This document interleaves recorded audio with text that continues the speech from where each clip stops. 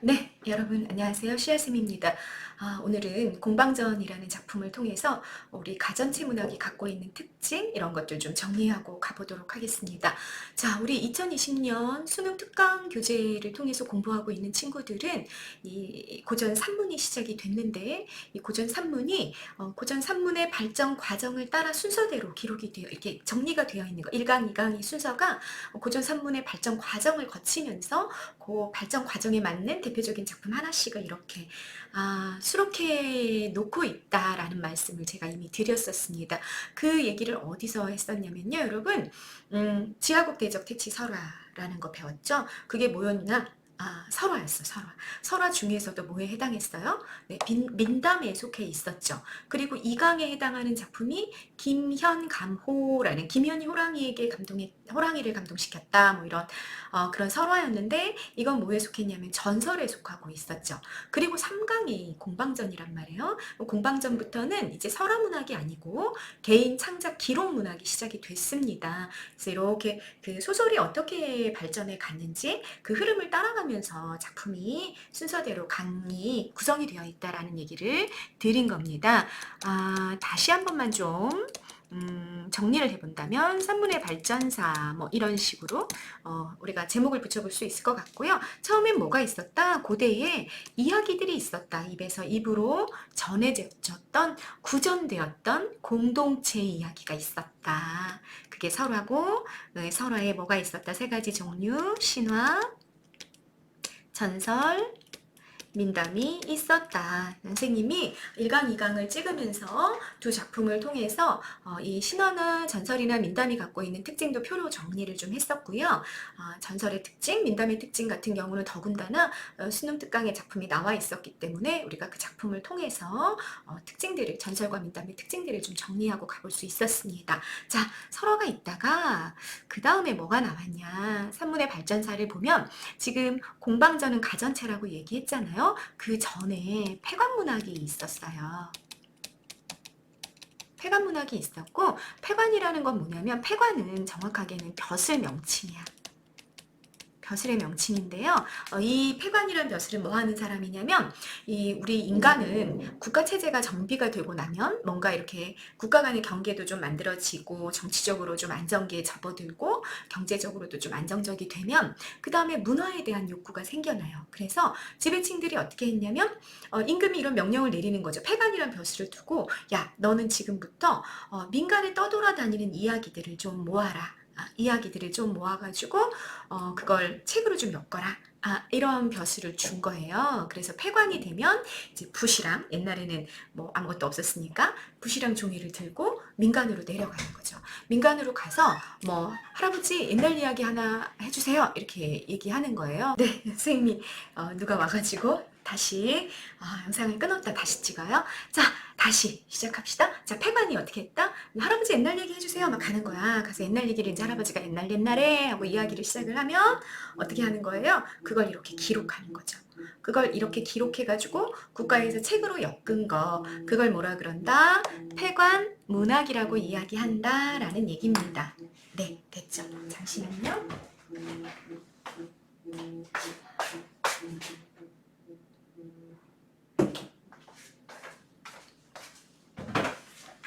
오늘 아침에 좀 정신이 없네. 네. 그래서 폐관문학이 먼저 있었던 거예요. 그런데 여러분, 그러면 폐관문학이라는 건 뭐냐면, 정리를 해보자면, 설화를 기록한 거죠. 이건 구전문학이야. 설화는 구전문학인데 폐관문학은 기록문학이 되는 거예요. 근데 그게 설화를 기록했기 때문에 아직 개인 창작물은 아닌 거죠. 개인 창작물은 아니고 공동 창작물을 기록한 것이다. 국가체제를 정비하는 과정에서 문화를 정리한 것이다. 이렇게 받아들이시면 될 것 같습니다. 자, 그런데 이렇게 폐관문학이 있다가 이제 고려로 넘어가게 되면 고려에 드디어 뭐가 나오냐? 가전체 문학이 나오게 되는 거죠. 가전체 문학. 선생님이 표로 정리한 부분이 있어서 그걸로 우리 자세히 보기로 하고요. 자, 일단은 가전체 문학은 최초의 개인허구 창작물이에요. 최초의 개인허구 창작물이 됩니다. 간단하게만 지금 설명을 드린다면 가전, 그런데 뭐냐면 전의 형태를 빌려왔어요. 전의 형태를 빌렸어요. 전은 뭐냐? 저는 여러분 위인전 생각하시면 됩니다. 위인전. 다시 말하자면 역사적 인물의 일대기죠. 역사적 인물의 일대기를 옛날에는 기록할 필요가 있었죠. 어머, 그 희대의 무슨 살인마 이런 사람들도 그렇고요. 악인 또는 뭐 정말 역사적으로 우리 후손들에게 좀 알려줘야 될 필요가 있는 충신이라든지 효자의 이야기들은 기록할 필요가 있었단 말이죠. 그래서 그런 인물들에 대한 기록, 태어나서 죽을 때까지 기록을 남겼는데 그게 전이다. 근데 그 전의 형식을 빌려와서 지어졌다. 그래서 가전체 문학이다라고 이야기하는 겁니다. 그러면 전의 형태는 어떻게 됐던 거냐? 그러면 크게 뭐 3단, 5단계로 나누기도 하고 그랬어요. 작년 수능 특강에서는. 그런데 일반적으로는 3단계의 구성을 가진다고 얘기합니다. 도입에서는 뭘 하냐면요. 가계를 소개해요. 가계가 여러분 뭐죠? 가계 뭐냐면 쉽게 말하면 족보야, 족보. 가문의 계보.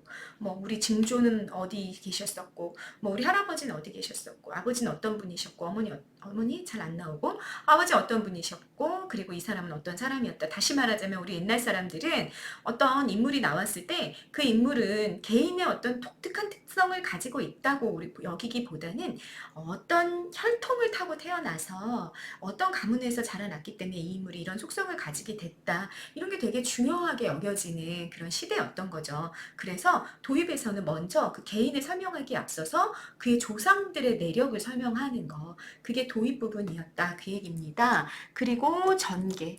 여기서부터는 본격적으로 인물의 일대기, 인물의 행적 중심으로 이 사람이 어떤 행동을 했고 어떤 업적을 세웠는지를 중심으로 삼아가지고 전개가 본문 내용 거의 대부분이 이루어지게 되는 거죠.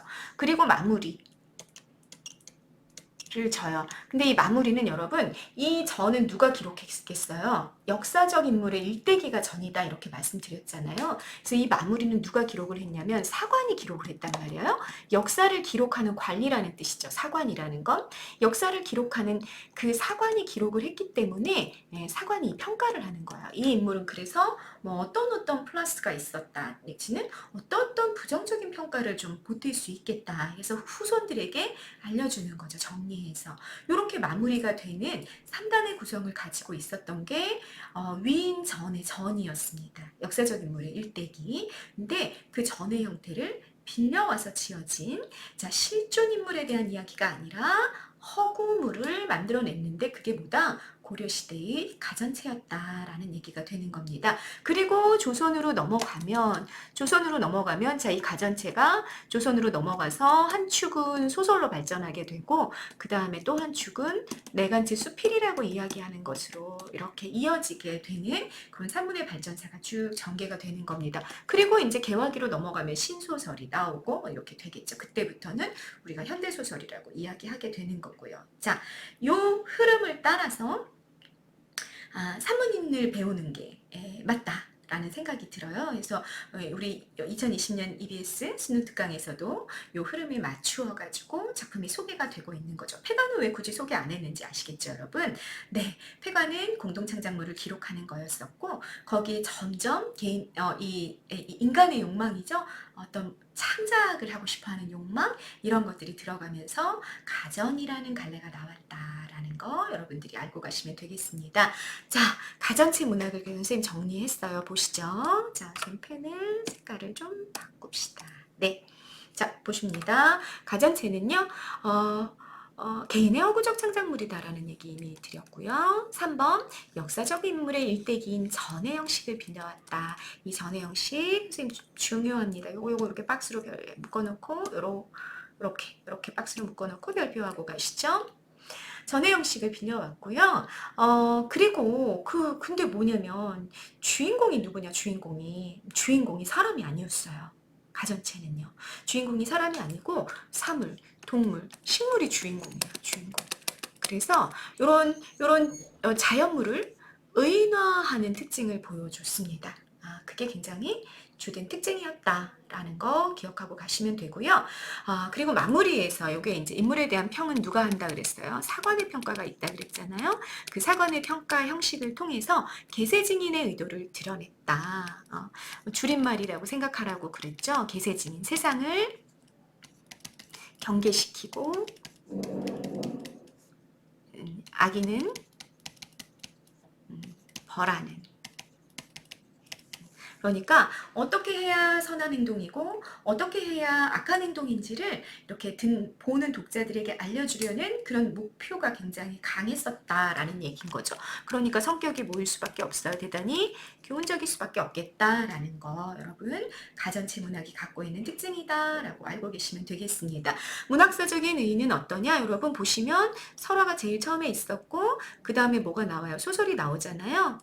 설화와 소설을 잇는 중간 다리 역할을 하고 있는 게 뭐구나? 교량은 다리라는 뜻이죠. 그 중간 다리 역할을 하고 있는 게 가전체다라는 문학사적인 의의를 우리가 발견할 수 있습니다. 또 이 가전체의 주된 창작 계층, 주된 창작층이 신진사대부들이었어요. 고려 마렵에 나오는 신진사대부들인데 우리 선생님이 영상에서 좀 얘기했었던 것 같은데 이 신진사대부들은 대단히 지금식으로 치자면 자연과학자의 느낌이 대단히 가까웠어요. 그래서 이분들이 객관적인 자연물 해도 되고요. 사물 해도 괜찮아요. 이런 물에 대한 관심, 그 객관적인 사물 그 자체가 갖고 있는 속성에 대한 관심이 굉장히 과학자적인 관심 이런 것들이 굉장히 많았어요. 근데 그거를 지금 우리 시대의 자연과학자들처럼 이렇게 이게 본질이 뭘까를 이거를 이 자연물 하나를 갖다 놓고 연구하고 그랬다기보다 이 객관적인 사물이 역사적으로 처음에 어떻게 만들어졌고 어떻게 전개되어 왔고 이런 거에 대한 역사적으로 그걸 찾아보는 거죠. 실증적으로 어떻게 그 사물들이 우리 인간의 역사 속에 개입해 들어왔었는지 이런 것들에 대한 관심 대단히 많았던 사람들이고요. 그걸 가전체 문학에 풀어놨습니다. 그래서 그런 객관적 사물에 대한 관심을 대단히 많이 보여주고 있다. 그래서 뭐가 주인공을 삼았다? 사물, 동물, 식물을 주인공으로 삼았다라는 이야기를 하게 되는 거죠. 자, 그리고 선생님이 펜을 한 번 더 바꿔야 되겠어. 할 얘기가 너무 많네요. 자, 요게 첫 번째. 이게 주인공, 이게 이렇게 연결되어 있죠? 객관적 물에 대한 관심. 요게 첫 번째가 되고요. 그리고 인물에 대한 평가를 통해 계세증인의 의도를 드러내고 있다라는 거. 요게 이제 두 번째 특징이 돼서, 요거는 어떤 특징을 되게 강하게 보여주냐면, 교술문학적인 특징을 굉장히 강하게 보여주는 그런 모습을 보여주게 됩니다. 그러니까 가전체 안에는 여러분 이게 개인하고 창작물로서 주인공이 있고 그리고 주인공이 겪는 사건이 있고 그 사건을 겪게 되는 어떤 배경이 존재하고 그래서 기본적으로 허구물이에요. 허구 창작물이에요. 그래서 소설적인 특징을 가지고 있다 그 얘기인 거죠. 소설적인 특징을 가지고 있으면서 동시에 뭐도 가지고 있다. 교술문학적인 특징도 동시에 가지고 있습니다. 교술문학이라 그러면 여러분들이 머릿속에 뭘 딱 떠올리면 되냐면 수필을 딱 떠올리시면 돼요. 수필이 갖고 있는 걸 통해서 우리가 교술문학의 특징을 정리해 보자면 수필은 여러분 외부 사물 그 자체에 대한 관심이 굉장히 많은 갈래. 그게 수필이죠. 예를 들어 그래서 수필의 작품 제목이 짜장면, 바위, 나무 이렇거든요. 그런 수필들을 보면 단추 보면 사물 그 자체에 대한 관심이 있는 거예요. 그런 게 이제 첫 번째 특징이란 말이에요. 수필의 첫 번째 특징. 그리고 두 번째 특징은 뭐냐면 교훈적인 의도를 드러내요. 예를 들자면 단추. 라는 수필이 있는 거죠. 그럼 단추라는 수필을 보면 단추에 대한 얘기를 막 해. 단추가 처음에 어떻게 만들어졌고 역사적으로는 어떤 에피소드, 단추와 관련된 에피소드에 뭐가 있었고 그런 얘기를 하다가 마무리 단락에 가면 이런 얘기를 하는 거지. 첫 단추를 잘 꿰라는 말이 있다. 인생도 그렇지 아니한가. 인생도 처음에 뭘 어떻게 시작하느냐에 따라서 나중에 인생들이 굉장히 많이 달라지게 된다.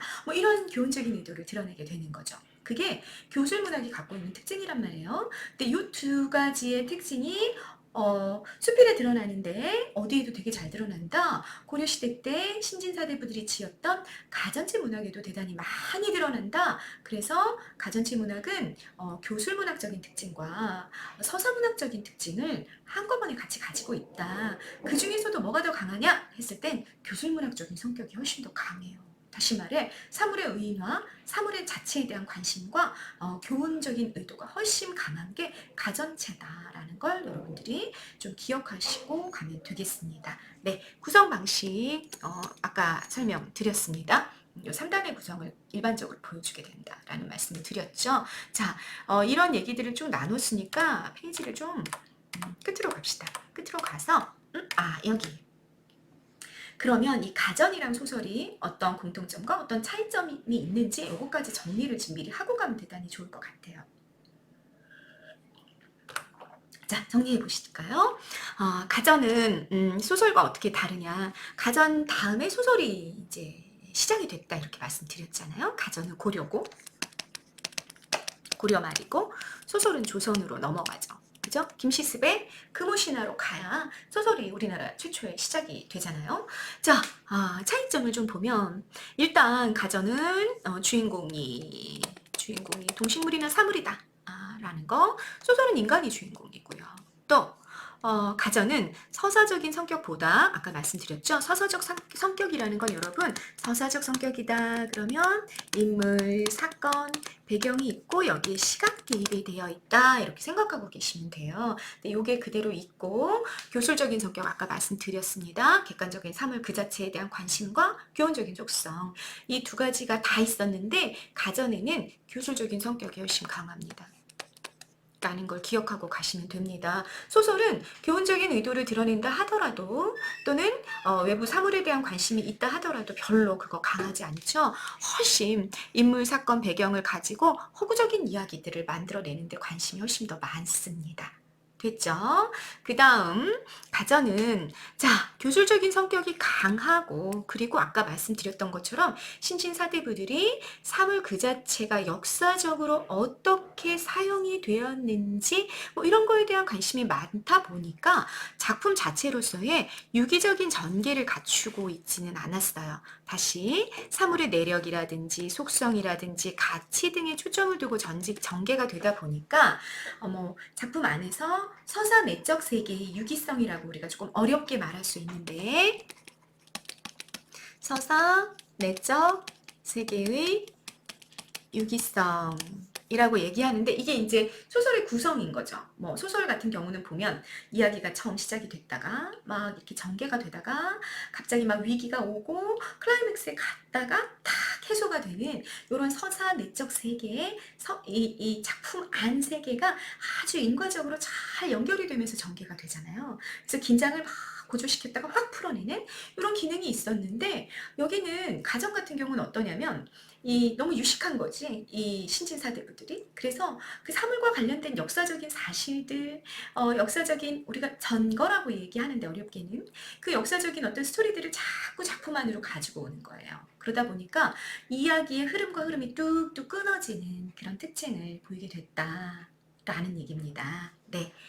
자, 그 다음에 뭐 아까 얘기했던 거 뭐 전기와 같이 기록하는 형식을 취했다라는 게 이제 가전이 갖고 있는 특징이었다면 소설은 사건이 유기적으로 엮여서 전개가 되죠. 굉장히 유기적이라는 건 앞사건과 뒷사건이 연결이 잘 돼 있다라는 얘기고요. 또 이건 뭐 기록 형식이 아니죠. 문학적 형상화를 통해 서술이 된다. 허구물의 형식을 가지고 있다라는 얘기는 뭔가 실제 사건이 있었고 그걸 기록하는 형식을 취하고 있지 않은 거죠. 그죠? 우리 소설 보면 그렇잖아요. 뭐 어떤 사실이 있었는데 내가 그걸 기록한다 이런 형식을 취하고 있지는 않죠. 일반적인 소설이 그런 차이점들이 좀 존재하고 있습니다. 공통점은요. 둘 다 모두 허구적인 개인허구 창작물이었다. 개인허구 창작물이다라는 특징이 1차적으로 있다. 있죠. 그리고 아까 말씀드렸죠. 인물, 사건, 갈등을 바탕으로 이야기를 구성한 산문체 문학 양식이다라는 점에서는 공통점이라고 좀 보실 수가 있겠습니다. 자, 이 가전체가 소설에 미친 영향은 뭐냐? 네, 다양한 유형과 성격의 인물을 창조할 수 있는 기반을 제공하였을 것이다. 왜냐? 사물을 의인화해가지고 주인공 하나를 만들어냈단 말이에요. 그리고 그 주인공 하나를 만들어서 허구적으로 이 인물의 일대기를 기록하다 보니까 어떤 성격은 어떻게 만들어야 되고 이런 성격일 때는 이렇게 행동해야 되고 이런 것들을 잘 정리를 했다. 그래서 소설의 인물 창조에 영향을 좀 줬을 것이다. 라는 얘기입니다. 허구적인 사건과 갈등을 통해 이야기를 엮어나가는 구성 방식에 영향을 또 끼쳤겠죠. 이해되시죠? 무슨 말인지. 그러니까 개인하고 창작물로서 인물도 있고 사건도 있고 어찌됐든 그랬기 때문에 이런 것들은 소설을 형성할 때 영향을 좀 줬을 것이다 라고 우리가 생각하고 가볼 수 있겠다라는 얘기입니다. 자, 마무리 가전에 대한 평가. 사물을 주인공으로 삼아 그 가계, 우리 가문의 계보라고 얘기했죠. 가문의 족보라고 선생님 생각하시면 된다라고 말씀드렸어요. 행적이라는 건 업적, 행동을 말하는 거죠. 사실에 의거해서 역사적인 사실이 대단히 중요하다 말씀드렸습니다. 진술하는 과정에서 많은 고사들을, 옛날 이야기인 거죠. 옛날의 사실들을 관념적으로 좀 나열하는 경향이 강했기 때문에 소설과 같은 작품 내적 세계의 독자성을 확보하는 데는 좀 실패했다. 그래서 얘는 소설이다 아니다. 소설이라고까지는 볼 수 없고 소설에 영향을 주는 소설의 태동을 만들어내는 설화와 소설을 잇는 다리 역할을 하는 것이 가전체다라는 것까지 말씀을 좀 드릴 수가 있겠습니다. 자, 가전체라는 것이 무엇인지에 대해서 여러분 정리를 좀 해봤고요. 이제 영상을 여기까지 2차적으로 찍고 공방전에 대해서는 가전체에 속하는 작품인 거죠. 되게 굉장히 대표적인 작품이에요. 공방전에 대해서는 우리 두 번째 영상을 통해서 본문을 좀 구체적으로 보고 가도록 하겠습니다. 네, 이번 영상 여기까지 마무리하겠습니다. 감사합니다.